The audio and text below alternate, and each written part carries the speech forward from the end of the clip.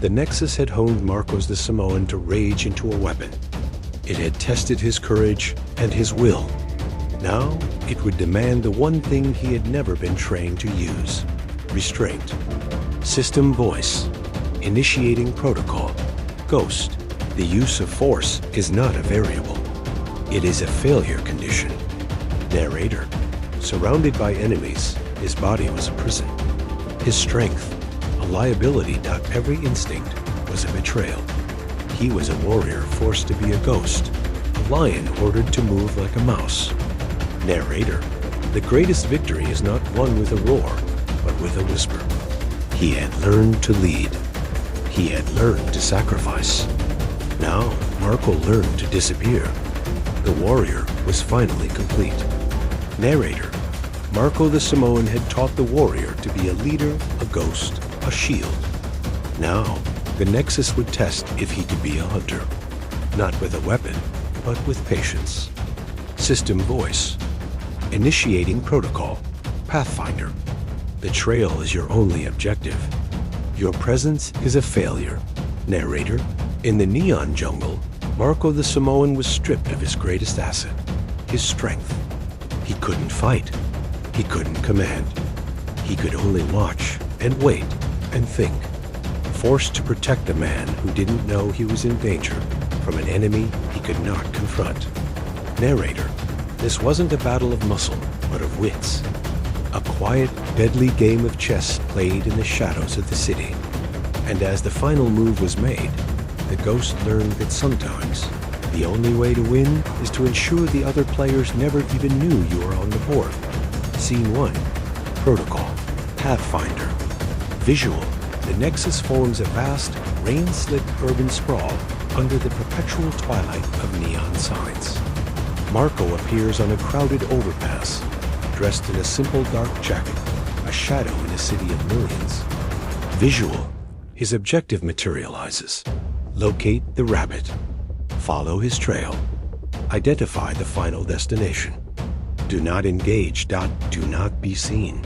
An image of a worried-looking man is all he's given. Scene 2. The scent of the trail. Visual. Marco moves to a high point, his gaze sweeping over the crowds. He isn't looking for a face, but a pattern, the hurried walk, the constant checking over the shoulder. He spots the rabbit exchanging a data chip with a contact in a crowded noodle bar. Visual. The rabbit quickly heads into the city's subterranean maglev transit system. Marco follows, melting into the departing crowds, always keeping several people between himself and his target. Scene 3. Hunters and prey. Visual. Inside the rattling train car, Marco feels a shift in the atmosphere. He identifies 2 other men, the cleaners. They are not looking at the rabbit, but at his reflection in the dark windows, their stillness a predatory threat. Marco is now hunting a man who is himself being hunted. Visual. Marco repositions himself, using the sway of the train and the body of a large cargo droid to break the cleaner's line of sight to him. He is a ghost between them. Scene 4. A whisper of violence. Visual. The rabbit exits into a desolate industrial district. The cleaners follow, closing the distance in a darkened alley.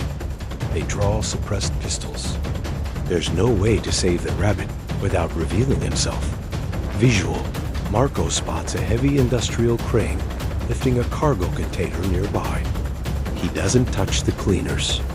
Instead, he accesses a nearby terminal and triggers an emergency load release. The container crashes to the ground 10 feet from the cleaners, creating a deafening boom and a cloud of dust. The rabbit bolts in terror. The cleaners are momentarily stunned and furious. Scene 5. The burrow. Visual. The panicked rabbit leads Marco on a final sprint through a labyrinth of forgotten service tunnels, arriving at a featureless steel door. He scans a keycard and disappears inside. The location is found. A black site, so secret it's hidden in plain sight. Visual objective. Complete flashes in Marco's vision. As he turns to exfiltrate, he finds one of the cleaners standing at the end of the hall, gun raised. He has been seen. The test's parameters shift. The world begins to dissolve as the final unspoken order is given. Survive